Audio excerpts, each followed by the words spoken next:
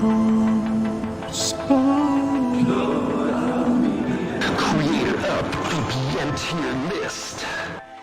guys, just a reminder to check out vpntierlist.com. It's a collection of all my ratings on the channel, and you're going to find lots of helpful information here on how to choose a VPN. Anyways, back to the video. Alright guys, so this is Hotspot Shield's pricing plan. It's going to be $13 a month, which is pretty expensive, right up there with ExpressVPN for one of the most expensive VPNs. I think iVPN takes the mark for most expensive, around $15.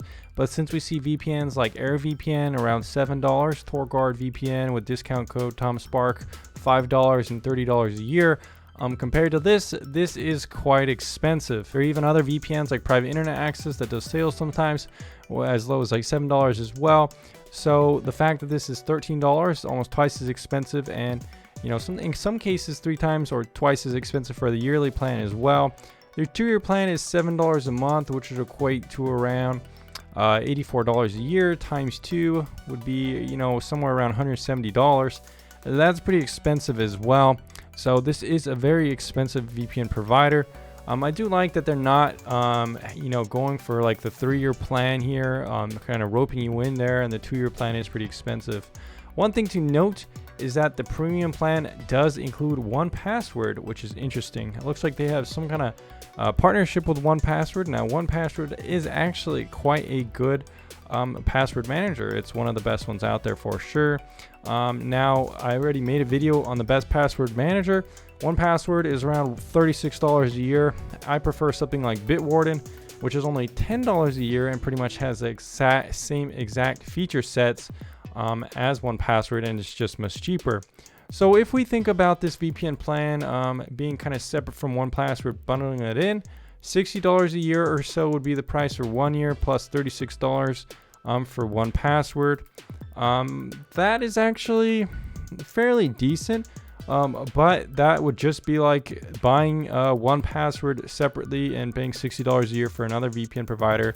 So it's not like you're getting a discount on 1Password per se. Now, if you're paying $13 a month, let's say the standard price of VPN is anywhere from around $8 to $9. And if you're paying $36 a year, that would equate to around $3 a month plus $8 or $9, which would be $11 to $12. So if you bought both of them together, it's still going to be a little bit more expensive. So overall, the fact that they include 1Password is interesting, but doing the math, it's not like you're getting a discount on it.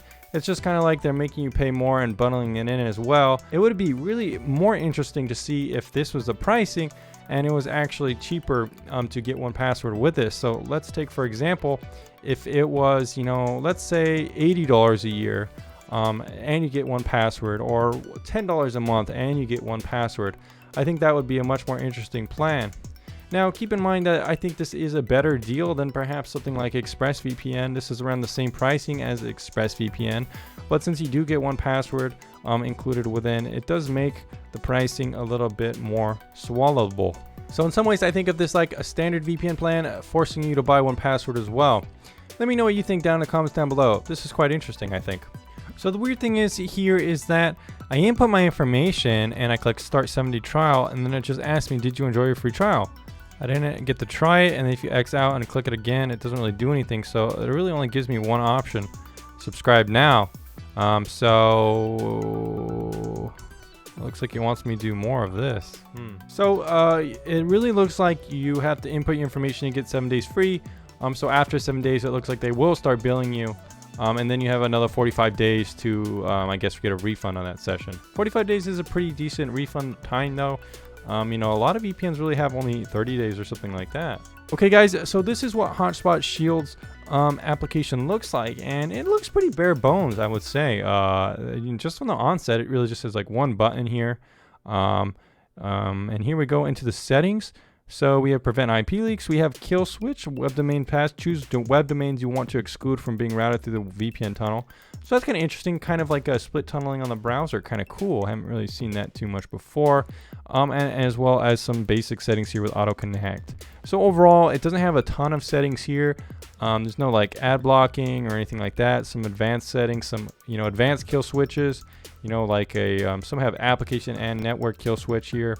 So it doesn't have too much here to kind of configure and play around with. Some of the more advanced applications out there definitely have more customization. This does seem to be pretty user friendly, and it's not quite clear. I guess if I click on this, I'll be able to choose my server. So here's some servers to choose from. Doesn't look like they have any specific filtering for servers. Doesn't look like you can even really search it, which is kind of weird. Let's just go ahead and see what it picks for me if I just kind of click connect here. So it doesn't really tell me exactly what it connected to. That is a really quick connection time. It almost makes you wondering, what kind of protocol it is using. Like I said before, it's missing some of these features. Some VPNs allow you to customize between UDP and TCP for your OpenVPN. Some VPNs allow you to use IPv2, LTTP, EPSEC, PPPTP, and some other protocols.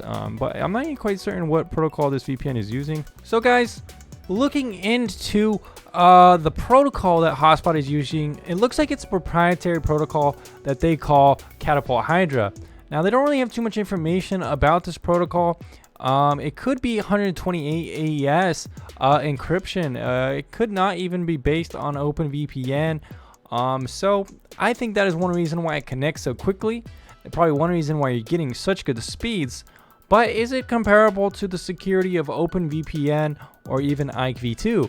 I would wager probably not. Since we're getting such good speeds, it leads me to believe that the encryption is probably not as secure and tight. And honestly, it kind of makes me not trust this that much. I wish Hotspot Shield provided a little bit more information about this, and the fact that using proprietary protocol, it just kind of sketches me out. The thing about this proprietary Catapult Hydra protocol is that since it's not OpenVPN, I was reading on this site and it makes sense that you can't use it to set it up on OpenVPN based routers like DWRT. So that is something to consider when using a Hotspot Shield. These look like pretty good speeds actually, very fast. Pretty similar to not having VPN at all, actually quite good here. Looks like it did actually connect me to a server that is pretty a good server to get a speed test from. Doesn't look like New York. So the speed test or the interface for the application might be slightly off there. Could be something to look into, maybe, showing it more about where you are connecting to. Pretty good speed test though, not gonna lie. That is very close to my actual speeds.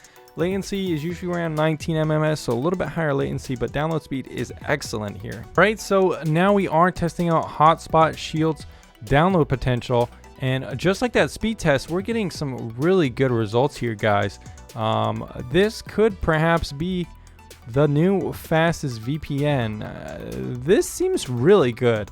Usually the fastest I've gotten with TorGuard VPN is around 11 megabytes a second for torrenting. ExpressVPN is like slightly faster, around 12 megabytes per torrenting per second. And now with the Hotspot Shield, we're getting almost twice those speeds. We're getting 20 megabytes a second here. Downloading this torrent file, it is going exceedingly quick. NordVPN, I usually get around 2 megabytes a second. So could Hotspot Shield really be 10 times faster than NordVPN in some of my tests? Well, it certainly looks like that way right now. So what about Hotspot Shield's reputation? Well, suffice to say, it's not the best. Around 2 years ago, it became well known in the news kind of that Hotspot Shield was injecting stuff into people's browsers, tracking and stuff like that, putting ads, collecting IP addresses, unique device identifiers, and other application information. People were saying that, the website itself, Hotspot Shield, doesn't claim to even be a VPN. And the fact that it was injecting JavaScript codes using iframes for advertising and tracking purposes was really bad. So that was not very good. And since then, Hotspot Shield is kind of trying to, scale back on that, I guess, and try to rework their privacy policy to be more privacy oriented. Well, the fact that something like this happened is not a good indication of the company itself. Not only that it's using a proprietary kind of unique kind of protocol here makes me a little bit suspicious of this company, to say the least. So it looks like Hotspot Shield through Anchor Free is the parent company, does collect metadata about connections such as session durations and bandwidth used in order to improve their services. However, do not log any data sent over those connections. So that's a little confusing. They do seem like they collect data, but they're saying again that they don't really send it to anyone or anything like that. So Hotspot Shield doesn't have any live chat on the website, which is definitely kind of a bummer, since you know, a lot of VPNs are starting to do that, and it is one good way to stand out. They have a different support page, and you can, you know, email them, of course, but you're gonna have to wait for those emails. It's probably gonna be a while, maybe 1 or 2 per day, I would expect. So guys, testing out Hotspot Shield with Netflix sees really good results. It works with Netflix, Hulu, working with Hulu. It works with Hulu. Surprisingly, Hotspot Shield doesn't work with Prime Video on a US server, but when you go on a UK server, it does, which is kind of strange because from what I know, Prime Video is locked to US users only, so why would it be working on a US server? It doesn't really make sense, but it seems like it works. I'll show you right now. So as you can see here, we're going to be connecting to this UK Coventry server. We are connected already. Go ahead and reload the page, and as you can see, it seems like it works.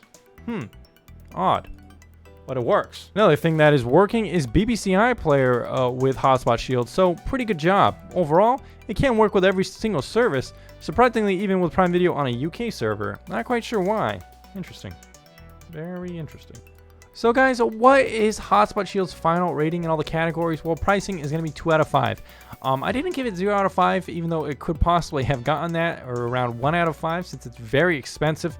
However, it's, if anything, more like standard VPN pricing, forcing you as well to get 1Password. 1Password, fortunately, is a pretty good password manager, so I gave it an extra point just because, you know, it's not the worst in the world, I guess, if you already are going to buy 1Password. But if you're not, it's going to be expensive. The application here is very basic. There's not too much customization.